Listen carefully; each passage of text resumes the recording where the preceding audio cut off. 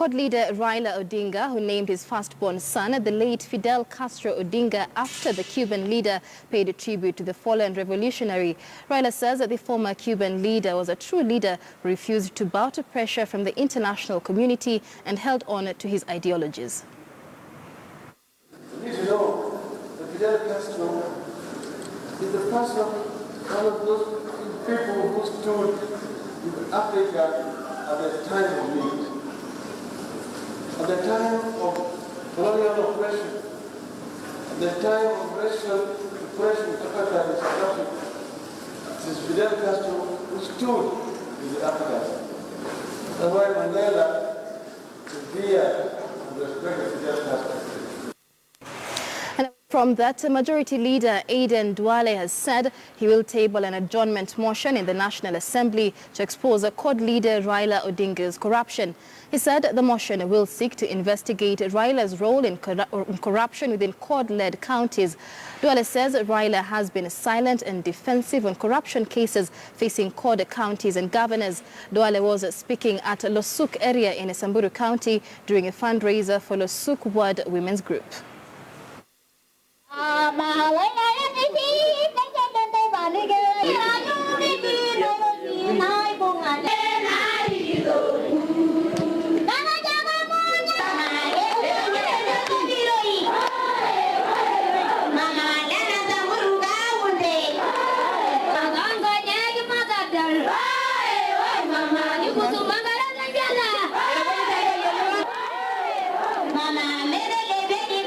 Mzee wetu Raila Odinga anasema ufisadi, ufisadi, asubuhi na mchana na jioni. Kumbe yeye ndio anakula pesa ya ugatuzi. Yeye alikula pesa ya ugatuzi ya Mombasa, ya Siaya, ya Kisumu, ya Turkana, ya Kilifi, ya Nairobi. Na tuko na ushahidi. The cabinet is on a two-day retreat at a Sagana State Lodge in Nyeri County to find ways of speeding up a Jubilee Pillar project before next year's elections. The retreat is chaired by President Uhuru Kenyatta and serves as an opportunity to evaluate the performance of cabinet and principal secretaries. It is the third in a series of retreats since President Kenyatta and his deputy William Ruto were elected into office in 2013. The meeting comes at a time the Jubilee administration is facing mounting criticism from the opposition, religious groups and civil society over corruption. Credible sources say the retreat would review the strategies that the administration has put in place to improve services to citizens and implementation of several flagship projects which would give Uhuru and his deputy an edge over the opposition in next year's general election.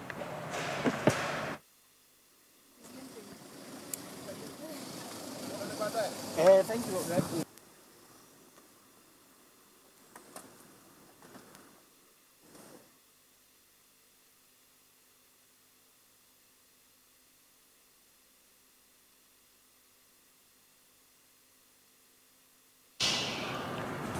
Right, you're watching The Weekend at 1. Let's take a short break now. Don't go too far. We have so much more on the other side of the break.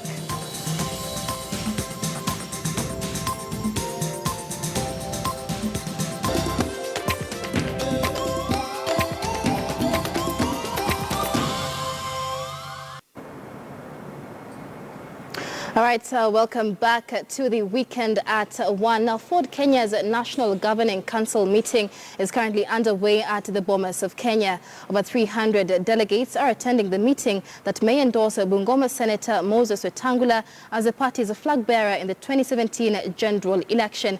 Our senior reporter Duncan Haemba is in the Bomas of Kenya and now joins us live. Duncan, good afternoon to you. Talk to us about what's happening at this National Governing Council meeting and what's happening within the Ford Kenya, because it seems to be running into a political storm. I understand that we have a splinter group that is holding a separate meeting in Thika as we speak.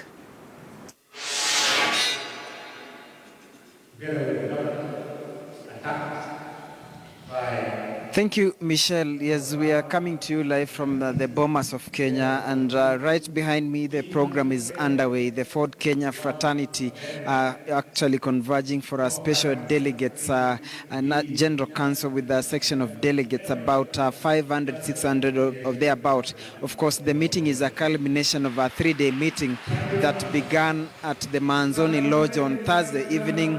That saw yesterday the party's National Executive Committee sitting and actually arriving at some ratifications, and therefore today's General Council is basically to try and ratify whatever the 2-day meeting at the Manzoni Lodge actually achieved.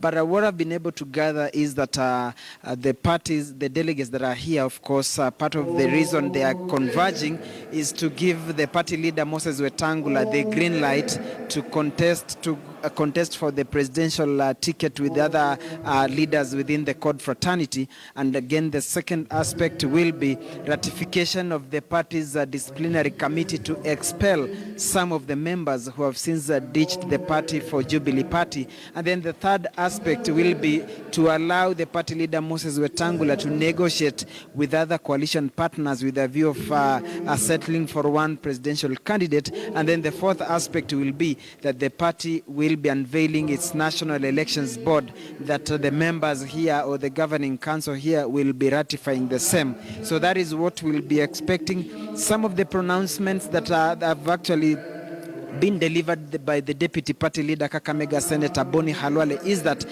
Ford Kenya will not field any candidate for any position in Nairobi. That one they will leave it to the coalition partners ODM and Wiper to contest for any position, be it an MCA, Member of Parliament, senatorial or governor. Nairobi Ford Kenya has been categorical that they will not be fielding. Another aspect that they've been able to pronounce themselves is that they've settled for Moses Wetangula as their party leader to contest presidency, and as such, that is their position. However, they are open to what will actually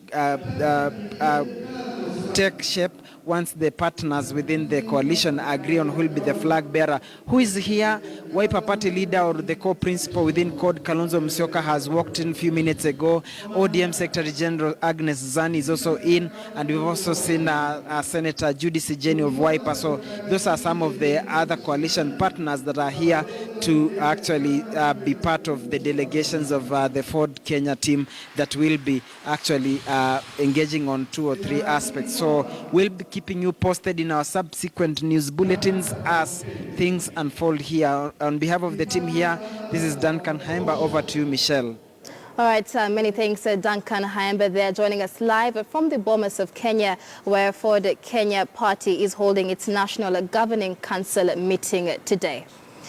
Now, in other news, Kigumo legislator Jamlek Kamau is at the moment in Murang'a to launch his manifesto for the Murang'a gubernatorial race. Prior to the meeting, tension was high in Murang'a as supporters of Jamlek and those of current Governor Mwangi wa Iria tussled over the grounds to hold the event. Carol Nderi is in Murang'a and now joins us live. Carol, good afternoon to you. So tension was rather high on Friday after a court issued an injunction to stop the launch that is going on today. How is the situation now?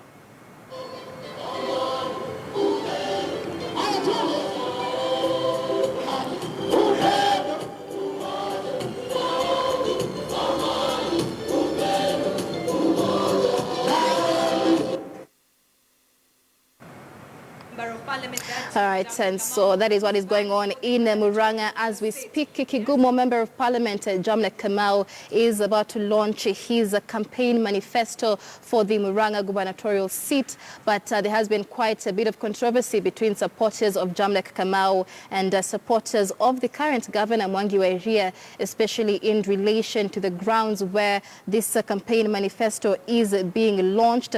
We had last week workers were putting final touches on the venue, were thrown into a spin after 2 residents obtained a court order to stop the launch, saying that this would bring tension and chaos in the area. But Jamlek Kamau last evening managed to secure a court order allowing him to launch his manifesto, and this of course marks the end of a tumultuous week for him. He had to fight the county officials to secure these grounds, and so the launch is going on today. Carol Nderi will be bringing us details. Carol, if you can hear me, what can you tell us from Murang'a?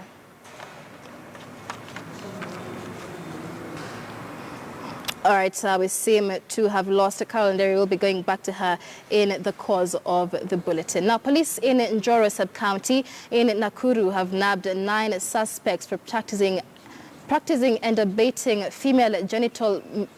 I beg your pardon. Let's take that again. Police in Njoro sub-county in Nakuru have nabbed 9 suspects for practicing and aiding and abetting female genital mutilation that took place in Muache division. Among the suspects is a mutilator who conducted the operation and 8 other suspects who had undergone the cut.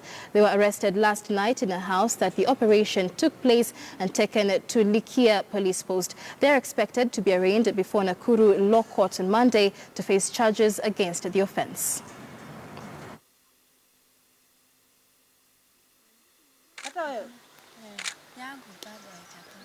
Inatusaidia kwa wazee wetu na kwa kuishi kwa kuchunga kwako. Effects ya FGM wamejua na ni jambo ambaye inaudhi, inadunisha. Kuna kama hiyo. Unajua hii maneno hii si wazee nasema tufanye namna hii au kina mama na tuseme tufanye namna hii. Hii maneno hii labda ni ya watoto. Sababu wazee ilimwambia mambo ya serikali nyingine.